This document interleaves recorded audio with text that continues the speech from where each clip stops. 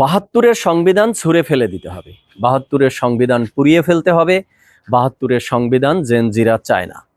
এই ধরনের বক্তব্য একটা গোষ্ঠী, একটা পক্ষ বা একটা শক্তি থেকে বিভিন্ন সময়েই আমরা সভা, সেমিনার, বক্তব্যে, স্লোগানে, টকশোতে শুনতাম, তারা বলার চেষ্টা করত। কিন্তু ২০২৬ সালে দাঁড়িয়ে এই ধরনের বক্তব্য আমাদের মহান জাতীয় সংসদ থেকে আমাদেরকে শুনতে হচ্ছে। স্বাধীনতার ৫৪-৫৫ বছর পরে এসে আমাদের মহান জাতীয় সংসদ থেকে যদি এই ধরনের বক্তব্য শুনতে হয়, তো এটা কি আমাদের জন্য ভালো কোনো বার্তা? এটি কি আমাদের অর্জন? না এটা আমাদের জন্য একটা লজ্জার বিষয়? এটা আমাদের ভবিষ্যৎ একটা সংকটের ইঙ্গিত দেখা দিচ্ছে কিনা? দর্শক শ্রোতা, আজকে এই বিষয় নিয়েই কথা বলবো। চলুন ডিরেক্ট হিট দ্য পয়েন্টে। হিট দ্য পয়েন্ট নাম্বার 1-এ আসি, যে এই শক্তি বা এই গোষ্ঠীটা কারা আমরা একটু পরিচিত হওয়ার চেষ্টা করি। হান্নান মাসুদ নবনির্বাচিত সংসদ সদস্য, এনসিপির পক্ষ থেকে বা এনসিপি জামাত তাদের যে একটা অ্যালায়েন্স ছিল নির্বাচনে, সেখান থেকে নির্বাচিত হয়ে এসেছে। তো নির্বাচিত হয়ে এসে তিনি সংসদে দাঁড়িয়ে বললেন যে জেনজিরা ৭২-এর সংবিধান চায় না। তো হান্নান মাসুদ সাহেব, আপনি কি জেনজিদের প্রতিনিধি? আপনি কি জেনজিদের ভোটে নির্বাচিত হয়ে এমপি হয়েছেন? আপনি তো জামাতের ভোটে নির্বাচিত হয়েছেন।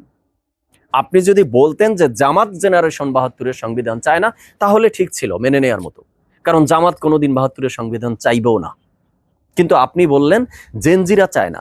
তো কতজন জেনজিদের মধ্যে হান্নান মাসুদ সাহেব আপনি জরিপ চালিয়েছেন? কতজন জেনজিদের তথ্য নিয়ে তারপরে আপনি বলছেন, দাবি করছেন যে জেনজিরা ৭২-এর সংবিধান চায় না? জেনজিরা কি আপনাদেরকে চায়? আপনাদের মতো বাটপারদেরকে চায়? লুটেরারদেরকে চায়? ২৪-এর আন্দোলন বা অভ্যুত্থানের পর দেশে যে মব সন্ত্রাস আপনারা চালিয়েছেন, এই হান্নান মাসুদ আপনি নিজে আঙ্গুল ফুলে কলাগাছ হননি? শুরুতে বলেননি যে আপনার বাড়িতে আপনার বাবার সবচেয়ে ভাঙ্গা বাড়িটি, আপনাদের সবচেয়ে গরিব আপনারা? মাসখানেক যেতে না যেতে হঠাৎ করেই এলাকার মধ্যে সম্ভ্রান্ত পরিবার আপনারা হয়ে গেছেন। এলাকার মধ্যে সবচেয়ে বড় বাড়িটা, বড় বিল্ডিংটা আপনাদের হয়ে গেছে। কোথা থেকে এসেছে?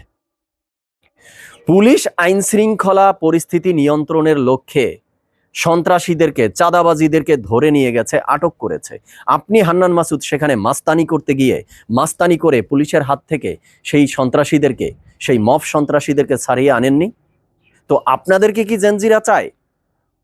২৪-এর অভ্যুত্থানে জেনজিরা নেমেছে, জেনজিদের অবদান আছে, কারণ জেনজিরা বাংলাদেশের রাজনীতির একটা পরিবর্তন চেয়েছিল, সিস্টেমটার একটা পরিবর্তন চেয়েছিল, এবং আপনারা সেই সুযোগটা নিয়ে জেনজিদের সাথে বেইমানি করেছেন রীতিমতো। আর এখন এসে জেনজিদের দোহাই দিচ্ছেন ৭২-এর সংবিধান জেনজিরা চায় না। স্রেফ বলে দেন ৭২-এর সংবিধান আপনারা চান না, কারণ আপনারা জামাতের প্রতিনিধিত্ব করেন, জামাতের ভোটে আপনারা নির্বাচিত হয়ে এসেছেন। এরপরে যদি দেখি, হাসনাত আব্দুল্লাহ তিনি সংসদে দাঁড়িয়ে বললেন ৭২-এর সংবিধান ছুঁড়ে ফেলে দিতে হবে, এবং সেই ক্ষেত্রে তিনি বললেন যে বেগম খালেদা জিয়া বলেছিলেন ৭২-এর সংবিধান ছুঁড়ে ফেলে দিবে, অর্থাৎ ৭২-এর সংবিধান ছুঁড়ে ফেলে দেওয়ার পক্ষে নাকি বেগম খালেদা জিয়া ছিলেন। তো আমরা একটু দেখার চেষ্টা করি যে এই হাসনাত আব্দুল্লাহর কথা কতটুকু সঠিক। বেগম খালেদা জিয়া বলেছিলেন পঞ্চদশ সংশোধনীর বিষয়ে শেখ হাসিনার সরকার বা আওয়ামী লীগের সরকার ক্ষমতায় এসে পঞ্চদশ সংশোধনীর মধ্য দিয়ে তত্ত্বাবধায়ক সরকার ব্যবস্থা বাতিল করে দিয়েছিল। তাছাড়া সংবিধানের আরো অনেক পরিবর্তন এনেছিল, আর্টিকেল 7-এ অনেক কিছু ইনক্লুড করেছিল, অনেক বিষয় আছে এখানে। তো সেই সংশোধনীর বিষয়ে বলেছিল যে আমরা যদি ক্ষমতায় আসি, জনতার সরকার যদি ক্ষমতায় আসে, তাহলে আমরা এই সংবিধান ছুঁড়ে ফেলে দেব, মানে এই সংশোধনী ছুঁড়ে ফেলে দেব। বেগম খালেদা জিয়া তো বলেনি যে ৭২-এর সংবিধান ছুঁড়ে ফেলে দেব। তো হাসনাত আব্দুল্লাহ, আপনি মহান সংসদে দাঁড়িয়ে সংসদকে একটু রেসপেক্ট করতে শিখুন প্লিজ। এটা রাজু ভাস্কর্য না যে যত্রতত্র ঘাড়ের মানে রগ মোটা করে বলবেন যে তোরা রাজুতে আয় আর সবকিছু হয়ে যাবে। জাতীয় সংসদটাকে দয়া করে রাজু ভাস্কর্য বানানোর চেষ্টা করেন না। পার্থক্যটা বোঝার চেষ্টা করুন। সংসদে দাঁড়িয়ে এই ধরনের ডাহা মিথ্যা কথা বললেন না। আর যদি না পারেন তাইলে দয়া করে খেজুর গণনা করেন, জনগণকে খেজুরের হিসাব দেন। কারণ এই সস্তা জনপ্রিয়তা ক্যারি করা, সস্তা জনপ্রিয়তা অর্জন করা অনেক সহজ। সেটা করুন, সেটা আপনাকে ভালো মানায়, ভালো মানাবে। এবার আসি হিট দ্য পয়েন্ট নাম্বার 2। সংবিধান সংশোধন আর সংবিধান ছুঁড়ে ফেলে দেয়া এক জিনিস না রে ভাই হাসনাত আব্দুল্লাহ। সংবিধান সংশোধন হতেই পারে বা সংশোধন হওয়া প্রয়োজন সময়ের প্রেক্ষিতে, সময়ের প্রয়োজনে। যদিও এটা চরম বাস্তব সত্য মেনে নিতে হবে যে আমাদের দেশের রাজনৈতিক দলগুলো যখন যেই দল ক্ষমতায় এসেছে, বিশেষ করে 2/3 মেজরিটি নিয়ে যেই দল যখন ক্ষমতায় এসেছে, তারা তখন সংবিধানকে খেলার পুতুলে পরিণত করেছে। তারা তাদের মতো করে সংবিধানে সংশোধনী এনেছে, নিজেরা নিজেদের মতো করে ফ্যাসিবাদী সরকার ব্যবস্থা কায়েম করার জন্য। এটা পূর্বে শেখ হাসিনা সরকারও করেছে, তার পূর্বে বিএনপি সরকারও করেছে। তো সরকার যাতে এসে সংবিধানকে খেলার পুতুলে পরিণত করতে না পারে, সেই লক্ষ্যে কি করা প্রয়োজন, কি করলে ভালো হবে, তাই নিয়ে আলোচনা হতে পারে, সেটি ডিফারেন্ট ইস্যু। কিন্তু তাই বলে হাসনাত আব্দুল্লাহরা সংসদে দাঁড়িয়ে সংবিধান সংশোধন করা আর সংবিধান ছুঁড়ে ফেলে দেয়াকে একাকার করে মিসগাইড করবে, মহান সংসদে দাঁড়িয়ে সংসদকে রেসপেক্ট করবে না, রীতিমতো মিথ্যা বয়ান তৈরি করে যাবে, আর আমরা সেগুলো চুপ করে শুনবো, সেটা তো হতে পারে না রে ভাই। এর প্রতিবাদ তো করতেই হবে, তাই প্রতিবাদ করছি। এবার আসি হিট দ্য পয়েন্ট নাম্বার 3। এই যে যারা 72-এর সংবিধানের বিরুদ্ধে কথা বলছেন, আচ্ছা বিরুদ্ধে কথাটা বলছেন কেন?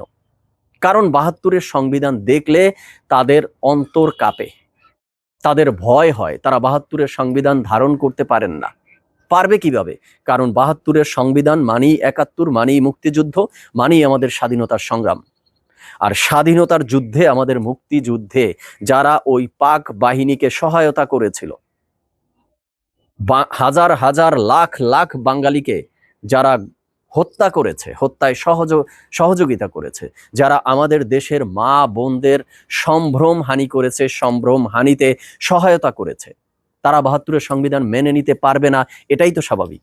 72-এর সংবিধান দেখলে তাদের অন্তরাত্মা কেঁপে উঠবে, এটাই তো স্বাভাবিক। 72-এর সংবিধান থাকা মানেই তারা যুদ্ধ অপরাধী, 72-এর সংবিধান থাকা মানেই তারা মানবতা বিরোধী অপরাধে অভিযুক্ত। তো তারা তো চাইবেই 72-এর সংবিধানকে ছুঁড়ে ফেলে দিতে। 72-এর সংবিধান তারা সহ্য করতে পারবে না। আর এখন এই এনসিপি জামাতের সাথে যুক্ত হয়ে, বা এটা শুরু থেকেই বলা হচ্ছিল যে জামাতি আসলে বিভিন্নভাবে ABCD দল গঠন করে রাজনীতির মাঠে গুপ্ত রাজনীতি করে বেড়াচ্ছে। তো সেটা তো নির্বাচনের মধ্য দিয়ে প্রকাশ পেয়েছে। তার চেয়ে আরো জটিল এবং কঠিনভাবে বিষয়টা সামনে এসেছে। এখন এনসিপির এই নেতাকর্মীরা বা এনসিপির থেকে নির্বাচিত সংসদ সদস্যরা সংসদে দাঁড়িয়ে যখন 72-এর সংবিধানের বিরুদ্ধে কথা বলে, তখন বোঝা যায় যে এই এনসিপি মানেই জামাত, এই এনসিপি মানেই শিবির, আর এই জন্যই 72-এর সংবিধান তাদের সহ্য হয় না। তো কনক্লুশনে এসে যেটা বলতে চাই, যারা মহান সংসদে দাঁড়িয়ে 72-এর সংবিধান ছুঁড়ে ফেলে দিতে চায়, মহান সংসদ থেকে ওদেরকে ধৈর্য ছুঁড়ে ফেলে দেওয়া উচিত বলে আমি মনে করি। দর্শক শ্রোতা, আপনারা আপনাদের মতামত জানাবেন। সবাই ভালো থাকবেন, সুস্থ থাকবেন। ধন্যবাদ সবাইকে।